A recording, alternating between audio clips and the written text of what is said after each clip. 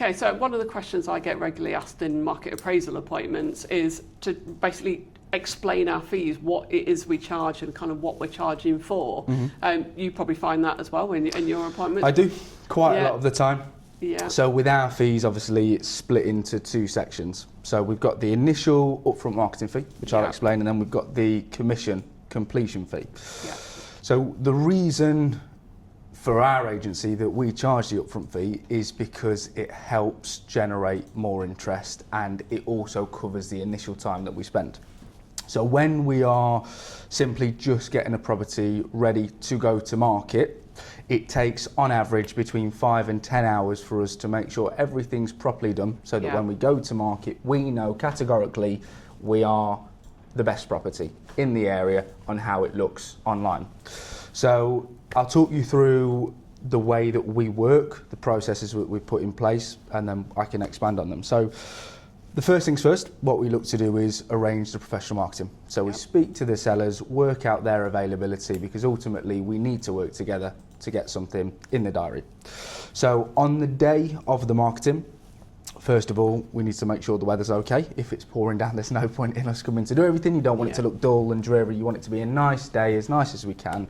If it's a bit dull, we can obviously do the post-production. Yeah. So on the day of the marketing, we'll probably be at a property, depending on the size, between an hour to 2.5 hours on average.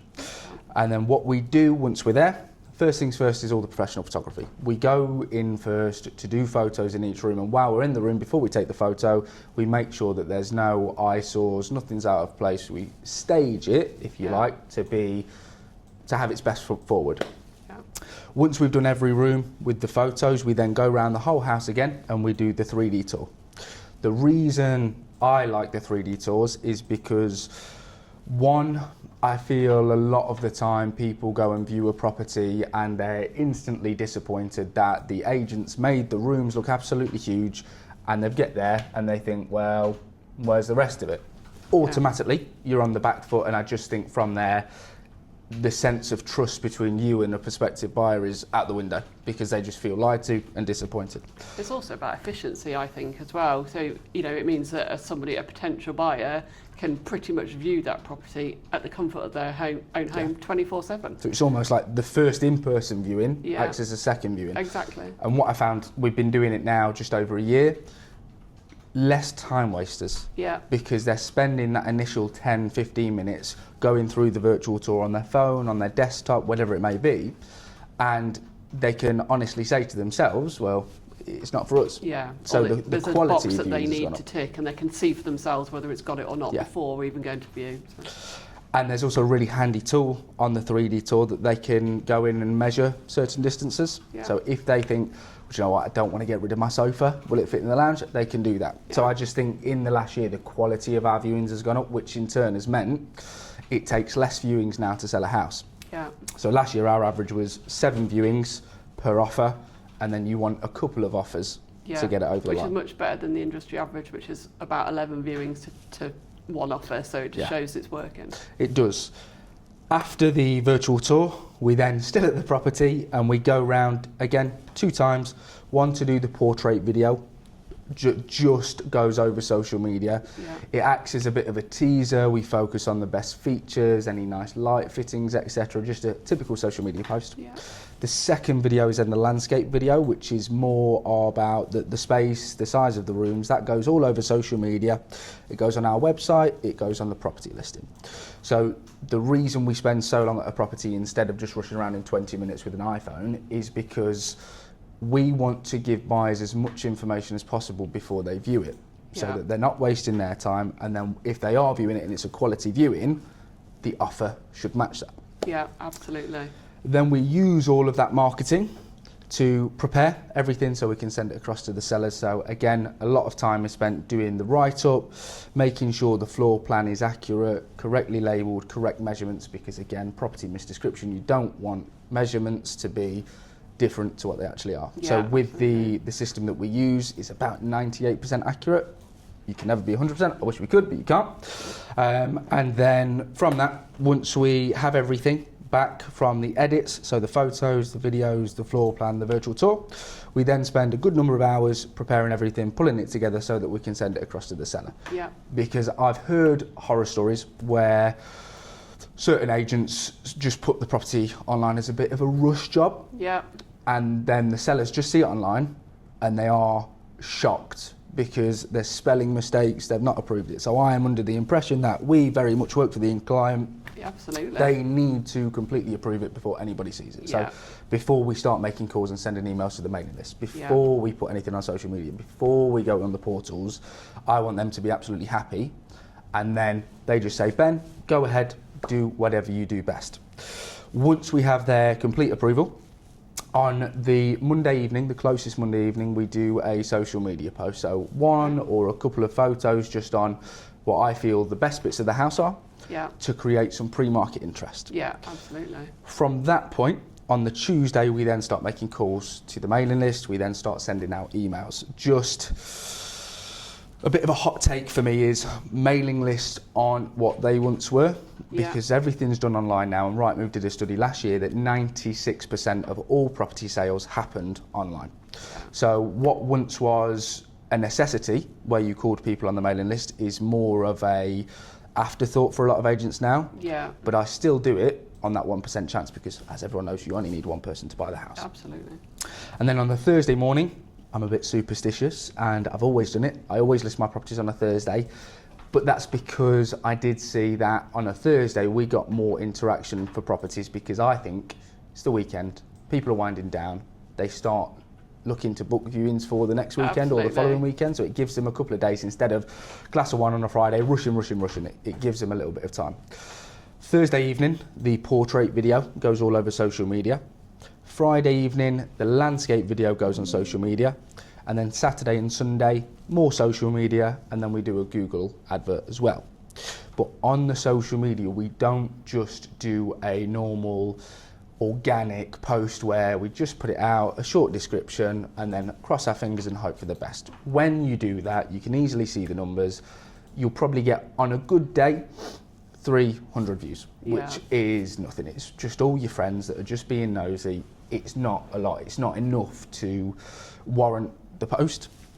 So we do on each of our social media posts, so the Monday, the Thursday, the Friday, the Saturday and Sunday, we do paid for adverts. We can swap and change as much as we need because we keep a very close eye. The social media team keeps a close eye on the analytics to make sure that if we are not where we need to be after a week, 2 weeks, 3 weeks, we make the change to keep on top of things. We have a set spend per day, which again, why we take the upfront fee. It helps go towards that so that we can invest in the right places to sell the property for a better price. Absolutely. So the fee is there to help the owner. When we do the paid for ads, we get on average 20, 30,000 views. So the way I think about estate agents nowadays is we are not salespeople anymore. We're more of an advertising agency. Our sole purpose is to maximise exposure, to get people through the door, and if a house is priced right, it will sell itself. Absolutely. So the marketing isn't the hard work, it's about doing the right work, but the hard work comes on the completion, on all the progression. So what is involved after the property goes to market? Yeah. So obviously that's the point where the marketing and the reason why we monitor the data is to make sure that we're maximising the output of the number of viewings. We need to get people through the door. Once they come through the door, they fall in love with the property, fingers crossed, and then we'll hopefully come up with an offer. And it's our job as an estate agent during that viewing, and we do accompany every viewing that we do, because it's important for us to build that early rapport with buyers as well, to really understand their needs, understand exactly what they're looking for, but also for us to negotiate the best price for the vendor. The vendor is our client, the buyer is not. So, you know, it's in our best interest to look after the vendor's best interest, and that's exactly what they pay us for. I always feel as well on viewings, and again I hear horror stories, a lot of agents just open doors, don't explain everything. I do believe, of course, we work for the client, they pay our commission, but you also need to give that same level of service, as you say, and the reason we do all that, to the buyers, because without a buyer, the seller doesn't sell, and the agent doesn't make commission. Absolutely, and I think that's, we support both sides of the coin as such. So we obviously advise the vendors to do everything they can to maximise the potential offer that we get for their property. But from a buyer's point of view, we support them with, it might be their first time purchase. They might not know about specific moving costs or stamp duty, land tax, or survey fees. So we support buyers as well, because it might be their first, or they might not have sold a property for 20 years and the market's changed in what costs come about. So absolutely we do. Yeah, we support both sides of the coin. And I think with our marketing as well, which you just touched on, every single viewer gets to take away a premium brochure, which includes everything that they need to know about that property, including material information, which is obviously key. But then they also get this to take home. They can carry on looking at it. And if you compare that to what some other agents do, where it's just a stapled printed sheet, this is what's going to stand out to a buyer, and it's more likely to offer because we do this. And I think because we're in a buyer's market at the minute, which simply means there's more supply than there is demand, buyers are viewing quite a few. So I did a viewing last week where the buyer viewed 9 in one day. Yeah. And there is categorically no way that they see 9 and they remember absolutely everything. Absolutely. So I think that's a huge benefit. Definitely. Because if it's on the coffee table and they're speaking and they're like, well, I'm knackered today, we viewed 9, and then they go over this one first, I think it's fresher, it's nicer. The one thing that I absolutely love about the way we work is that after viewings, we have WhatsApps with the buyers. So we're already connected with the seller on emails, on WhatsApps, on calls. They know that we can speak to them any time of day. But it's the exact same with buyers, because as you said, if they're unaware of costs, if they're unaware of the process, if it's their first home, they have so many questions. And as agents, our job is to give them the time of day. Yeah. And it's not necessarily even about forcing them to buy one of our houses, because you can't ever force someone to buy a house. I think it's more a case of them feeling comfortable in the whole process. Even if a buyer buys a different house that's not with me, I'm still happy to answer their questions. Absolutely. Because I know, as an agent, in 8 years, on average, everyone moves, they will probably come back to me. So it's about the future business, but also at the same time, right now, helping them make the right choice, because there's nothing worse than a buyer buying a house and then having buyer's remorse. Yeah. So I think the biggest thing that I love about the way we work is how open we are with everybody. And I think that's why Walters is got such a good name, and it is a name that people trust. It's all about that personal service, isn't it, for vendors and for buyers. I mean, obviously, the purpose of the viewing obviously is to get the right buyer through the door who then wants to get to the point of offering, and that's obviously where our expertise comes in. So we are negotiators, essentially, at that point in the journey. So it's our kind of job to go backwards and forwards, understand kind of the buyer's position, and I think a buyer needs to position themselves really well when they first submit their offer. So they need to do due diligence before putting an offer in. There's plenty of data sources online now where they can see sold prices in the area. You've got Super Pro, and you only have to Google AI and it will tell you what they think the value of a property is, for better or for worse. But it gives them a guideline as well. They should be asking questions on the viewing. What work has the vendor done to the property? Is that likely to have increased the value of that property, and therefore they need to position their offer in a certain point. If there's been several viewings on that property and there's quite a bit of competition, then the buyer really does need to think, I've got to sensibly position my offer in a place where it's going to get accepted but financially works for them as well. So definitely a buyer needs to be prepared. They need to have got their agreement in principle if they need a mortgage. They need to have understood all the costs of moving, and then factor in what they feel that property is worth, and then that's their kind of starting figure. I think the days of putting in an offer like 20-30% under to see whether a vendor will go for it. I think in this day and age, all you're really going to do is an upset a vendor. It will probably insult them more than anything else, and that's not where you want to start the relationship with that vendor. It's a mutual relationship essentially that you're about to embark, if that offer is accepted, on a 3 to 4 month journey with them, really. So let's start it on the right foot. Let's put a sensible offer forward, but back it up with the due diligence that you've done. This is my offer, but this is why I've offered it based on this information. And then it's our job as agents to kind of sense check that data as well, and counteract that with a buyer to say, well, actually, this is what we found when we valued the property. That's exactly what I was going to say. I think it is very easy to get an offer from a prospective buyer, and let's say it's £10,000 lower than asking price. It is very easy to just put it across to the owner. The owner says no, you just go to the buyer and say no. Where the hard work comes in, and this is why we build the rapport with the buyer, is because, again, for this argument, we'll say £10,000 lower than asking price.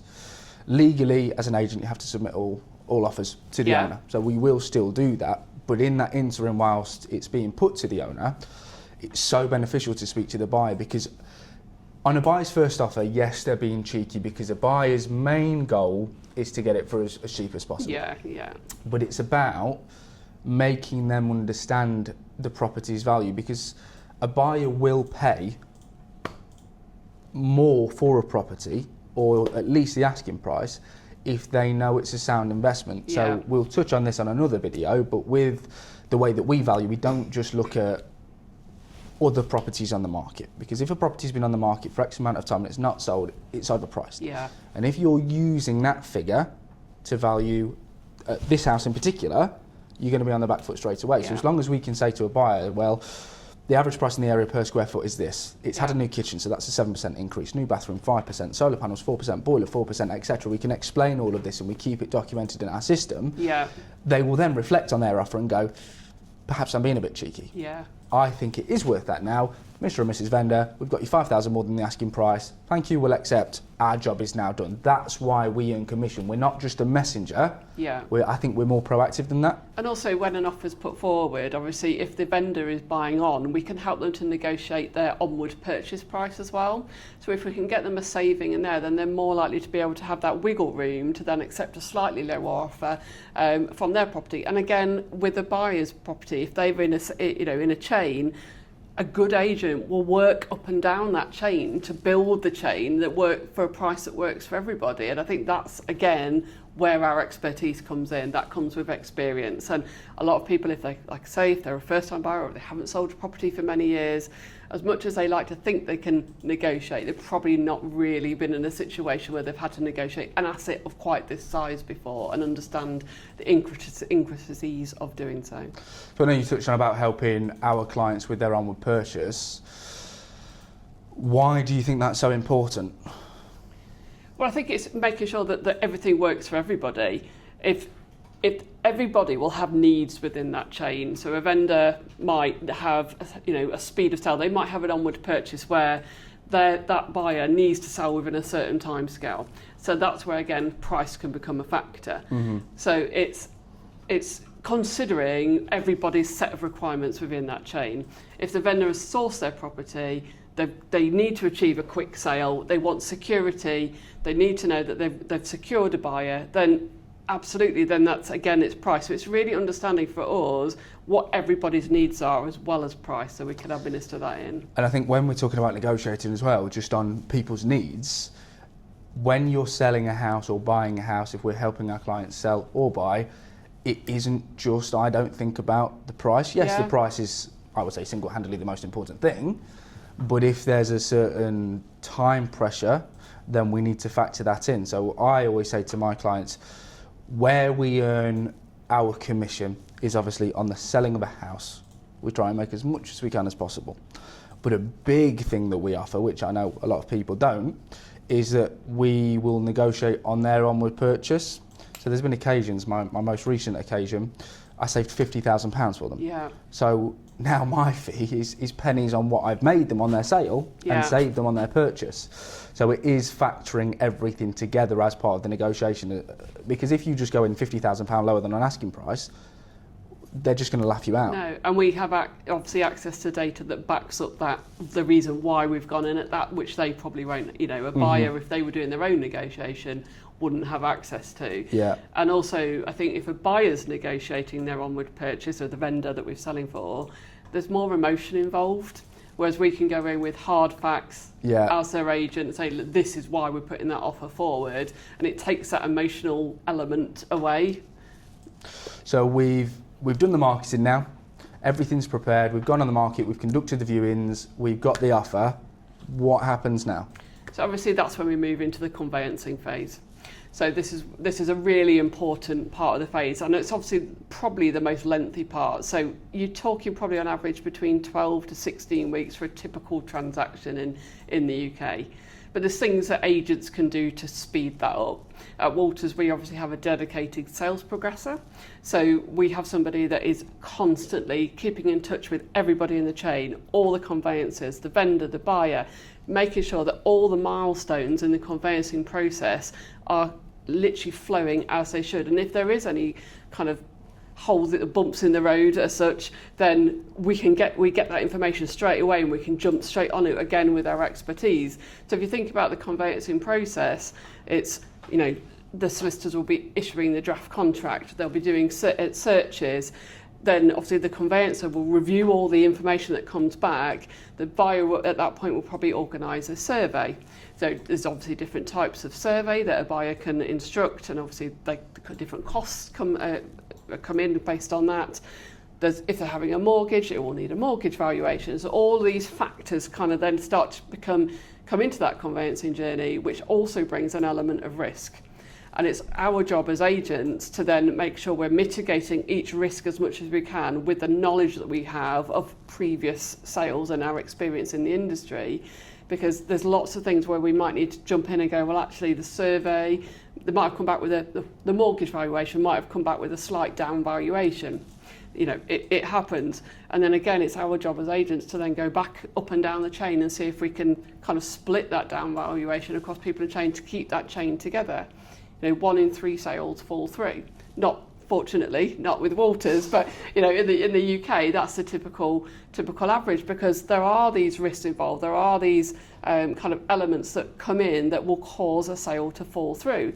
A vendor may have a change of circumstance, a buyer may have a change of circumstance. So the importance of the agent being involved in the sales progression is that we're constantly checking the chain, checking with conveyancers, seeing what issues are coming up, so that we can keep everybody informed.